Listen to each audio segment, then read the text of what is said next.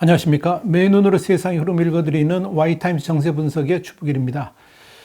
지난 23일 영국 시간인데요. 이 영국 일간 더 타임스가 이 러시아군의 현재, 러시아군의 실체를 말해주는 아주 흥미로운 보도를 했습니다. 이 우크라이나 보안국, 그러니까 SBU가 남부 해안 도시 미콜라이우 인근에 있는 러시아군 통신을 감청한 대화를 통해서 이 파악한 이 러시아군의 실태는 가히 경악을 금치 못할 정도였다. 저는 그렇게 표현하고 싶습니다. 세계 제2위의 군사대국이라는 러시아군이 한마디로 군대라고 말하기도 부끄러운 그런 수준의 일들이 버젓이 일어나고 있어서 그런 겁니다. 더 타임스는 2분 20초 분량의 도청 파일에서 본국에 전황을 전한 러시아군 장교가 보고한 내용을 그대로 보도를 했습니다. 이에 따르면 상관이 남자답게 행동하라, 그러니까 맨업하라, 이러니까 이렇게 지시를 하니까 장교가 뭐라 그러냐면 자신의 부대에 투하된 러시아 미사일에 대한 항의를 쏟아냈다 그랬습니다. 이 보고자는 우리 중대는 괜찮지만 다른 중대가 그레드 다연장포의 폭격에 맞아가지고 파괴됐다 이렇게 말했습니다. 그러니까 아군한테 포격을 한 거죠. 러시아군 장교는 이어서 모스크바의 미콜라이우의 비참한 상황을 낱낱이 보고를 했습니다. 우리 부대는 지난 5일간 죽은 병사의 시신을 송환할 수가 없어서 이를 들고 이동해야 했다. 또 전투원의 절반 이상이 동상에 걸렸지만 남은 의약품이라고는 붕대뿐이라 치료를 할 수 없는 상태다. 병사들이 머물 천막도 하나뿐이어서 이곳에 들어갈 수 없는 병사들은 참호를 파고 그 안에서 잠을 잔다. 그랬습니다. 이 장교는 이어서 이곳, 그러니까 우크라이나 상황은 정말 잔인하고 무지막지했던 1990년대 체체내에서의 군사작전보다 훨씬 나쁘다. 이 추위에 천막, 스토브도 없고 사방에서 총알이 날아오는데 방탄복조차 없다. 이렇게 한탄했습니다. 이에 대해서 더 타임스는 전쟁 발발 초기에 이런 시일 내 승리 정치를 장담하면서 추운 날씨에 제대로 대비하지 않은 까닭에 부대 병력 절반이 발에 동상이 걸렸다. 이렇게 말을 하면서 이 부대는 사방에서 공격을 받고 있어서 방탄복이 절실하고 또 사망자를 본국에 송환할 수도 없는 상황이다. 이렇게 확인했습니다.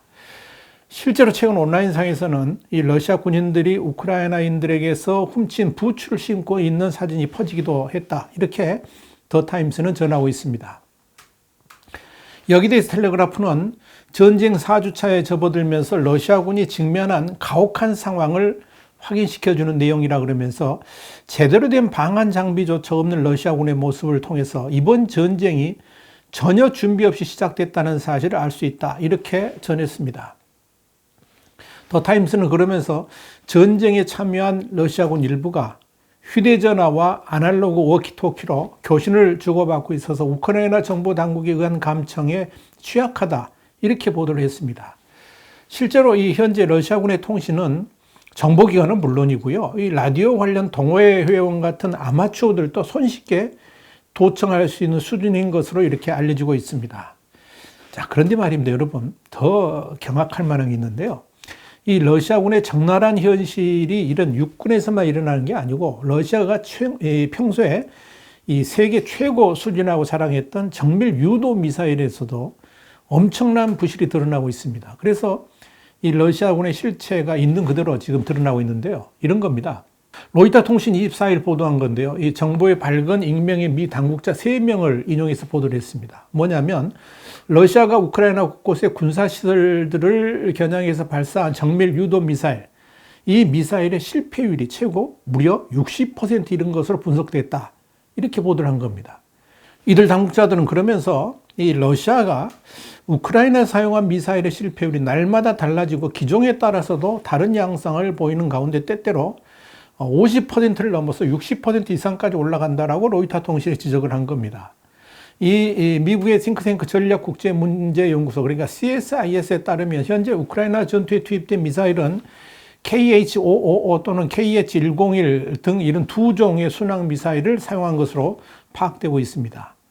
여기에 대해서 로이터 통신은 공중발사 순항 미사일의 일반적 실패율이 20%가 넘으면 아주 문제가 많은 미사일로 간주된다 그랬습니다. 그런데 이렇게 높은 실패율에는 발사 자체가 실패한 경우부터 목표를 맞추고도 폭발하지 않는 등의 사례, 이까지 모두 포함된 것일 수 있다라고 지적을 했습니다. 이렇게 높은 실패율을 보이는 미사일의 실력만 보더라도 이 압도적인 군사력을 지닌 러시아군이 왜 우크라이나군의 예상 외로 고전하면서 초기 목표 달성에 실패했는지를 단적으로 말해준다. 이렇게 로이터 통신은 해석을 했습니다. 미국 국방부 고위 당국자가 최근 언론 브리핑에서 공개한 수치에 따르면 러시아는 지난달 24일 우크라이나를 침공한 이래 현재까지 1,100기가 넘는 미사일을 사용한 것으로 파악되고 있습니다. 사실 이 우크라이나에 있어서 가장 곤혹스러운 것 중에 하나가 러시아군의 사망자 처리 문제입니다. 특히 그동안에는 눈이 덮여 있어가지고 잘 몰랐는데 이제 눈이 녹기 시작하면서 러시아군의 시신도 드러나고 있습니다. 자, 이걸 어떻게 처리할 것인가? 이게 우크라이나의 요즘 골머리입니다. 이 미국 CNN 방송은 23일 크렘린궁이 이 전쟁의 대가를 숨기고 있기 때문에 러시아 군인들의 시신은 우크라이나에 쌓여만 가고 있다라고 보도를 했습니다. CNN에 이어서 우크라이나 남부 미클라이오 지역의 따뜻하고 화창한 봄의 첫 날들이 암울한 새로운 현실로 다가오고 있다 그러면서 바로 죽음의 냄새인데 서리가 녹고 얼었던 땅이 녹으면서 곳곳에 흩어진 러시아 군인들의 시신이 발견되고 있다라고 전했습니다.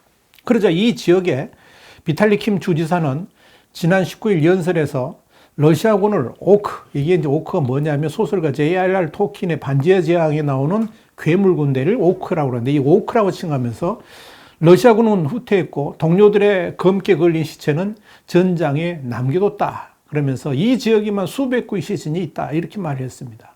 그는 이어서 러시아군의 시신을 수거해달라. 우리는 짐승이 아니지 않나.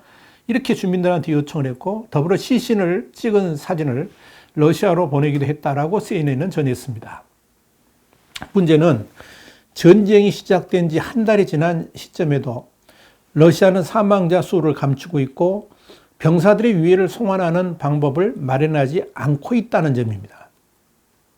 현재 러시아는 우크라이나 침공에 사망한 자국 군인들의 수를 제대로 발표하지 않고 군사기밀로 취급하고 있죠. 그러다 보니까 사망 군인들의 시신 수거도 비밀리에 하고 있다는 이야기입니다. 실제로 러시아의 인접국이자 동맹국인 벨라루스에는 늦은 밤만 되면 이 V자 표시를 한 버스들, 지금 사진에 보이시죠? 이 버스들이 포착되고 있는데 이게 주목을 끌고 있습니다. 이들 차량이 향하는 곳이 어디냐? 영안실이나 병원입니다. 목격자들은 그래서 이들 버스들을 유령 버스다, 고스트 버스다 이렇게 부르고 있습니다. 그런데 이 러시아군이 사망을 했거나 부상당한 군인들을 러시아로 직접 데려가지 않고 일단 벨라루스로 옮기는 이유는 이 사망자나 부상자의 실체가 러시아 내부로 전파되는 것을 막기 위한 것으로 보입니다. 23일 벨라루스 현지 매체인 미러지는 한 목격자를 인용해가지고 부상자 대다수가 10대 후반의 앳된 얼굴들이었다 그러면서 이들은 끔찍한 부상을 입고 있었다라고 전했습니다. 러시아에서는 18살에서 27세의 모든 남성이 1년간 의무 복무를 해야 되는데 이번 우크라이나전에 투입된 러시아 병력이 4분의 1이 4명 중 1명이 징집병입니다. 앞서 텔레그라프는 지난 19일 자유유럽 방송 등의 보도를 인용해가지고 러시아군 전사자의 시신이 이 벨라루스를 거쳐서 본국으로 이송되고 있다라고 보도한 바 있습니다. 사망한 군인의 수를 감추기 위해서 이런 이송은 야간을 틈타 이루어지고 있다는 것이 이 보도의 내용입니다. 현재 러시아는 감추고 있습니다만 나토의 고위 관리는 23일 개전 이후 한 달간 이 우크라이나에서 7천에서 15,000명의 러시아 군인이 사망한 것으로 추정된다 그랬습니다. 또 다치거나 포로로 붙잡힌 사람들, 실종된 군인까지 합친다 그러면 총 사상자는 3만에서 4만 명이 이를 것으로 보고 있다. 이게 이제 나토의 판단입니다. 지금까지 이번 이 우크라이나 침공에 투입된 러시아 군인의 20%가 5명 중 하나가 숨지거나 다치고 붙잡혔다 하는 게 나토의 분석입니다. 이런 가운데 더욱 기이한 일은 전력으로 보면 비기도 안 되는 우크라이나군에게 러시아군이 일부 패퇴하고 있고 심지어 포위되는 일까지 벌어지고 있다 하는 점입니다. 뉴욕타임스는 24일 우크라이나군이 역공하기 시작하면서 이제는 각 교전지에서 이 러시아군의 진군 자체가 아닌 패퇴 여부에도 주목할 시점이 왔다. 이렇게 보도를 했습니다. 가장 눈에 띄는 것 중에 하나가 뭐냐면 우크라이나군이 그러니까 아조프해 베르단스크 항에 정박 중인 러시아군 함인 오르스크를 침몰시켰다는 사실입니다. 장갑차 같은 이 군용 장비를 실어 나른 오르스크는 베르단스크 항에 입항한 첫 러시아 군함이었다. 이렇게 앞서 러시아 언론이 보도한 바 있습니다.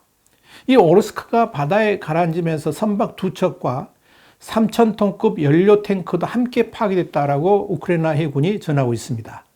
막강한 러시아 해군에게 이 우크라이나가 치욕을 안긴 셈이다. 이렇게 보시면 되겠습니다. 이 가장 중요한 전장인 수도 키이우, 그러니까 러시아 말로는 키예프라고 그러죠. 이 키이우 인근 전선에서도 우크라이나군의 선전이 돋보입니다. 더 타임스는 24일 우크라이나군이 수도 키이우를 둘러싸고 있던 러시아군 상당수를 패퇴시켰다 그러면서 우크라이나군이 키이우 북동쪽에 주둔 중인 러시아군을 압박하고 있고 물자 공급이 막힌 러시아군이 포위될 수도 있다. 이렇게 보도를 했습니다. 이와 관련해서 비탈리 클리치코 키이우 시장은 23일 우리 군이 오늘 키이우 인근 이르핀의 거의 모든 마을을 탈환했다라고 말했습니다. 키이우에서 북서쪽으로 20km 떨어진 이 이르핀은 키이우를 노린 러시아 주력 병력이 빠르게 진격했던 지역이기도 합니다. 분명한 것은 러시아의 우크라이나 침공이 한 달을 넘어선 지금 러시아군의 진격은 이제 거의 올스톱했고 교착 상태에 빠져 있다. 이렇게 보시면 될 겁니다.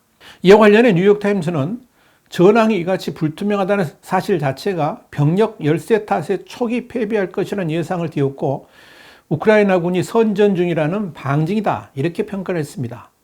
그러면서 뉴욕타임스는 이런 우크라이나의 선전이 곧 전략의 성공이다. 이렇게 분석을 한 겁니다. 자, 이런 가운데 우크라이나하고의 전쟁으로 사망한 군 장성 등 러시아의 지휘관급 인사가 최소 15명으로 늘었다는 사실은 최소입니다. 러시아군에게 엄청난 충격을 주고 있습니다. 이런 전환과 관련해 가지고 구소련군 출신의 아제르바이잔 군사평론가인데 이름이 좀 어렵습니다. 아기리루스 탐자대인데요. 이분이 23일 일본 아사히 TV에 이런 말을 했습니다. 러시아에게 남은 시간은 2주, 무기 보충은 불가능, 러시아 패배의 확실, 핵 사용 가능성은 반반 이렇게 정리한 겁니다.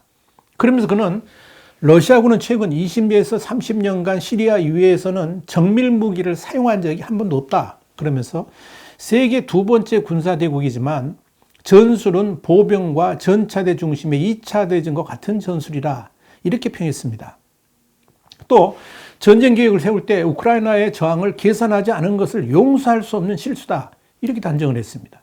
경제 제재로 러시아 경제가 파국으로 치닫고 있어서 한 달 후를 기약할 수가 없고 탄약 생산에 박차를 가하고 있지만 그건 침공 전에 했어야 할 일이다.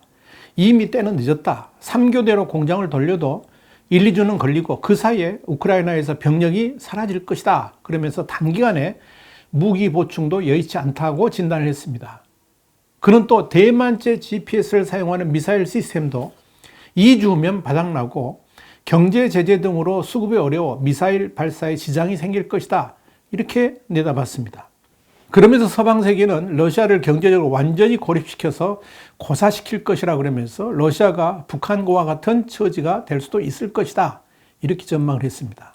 여러분 어떻습니까? 와이타임 정세 분석이었습니다. 다음 시간에 다시 뵙겠습니다. 감사합니다.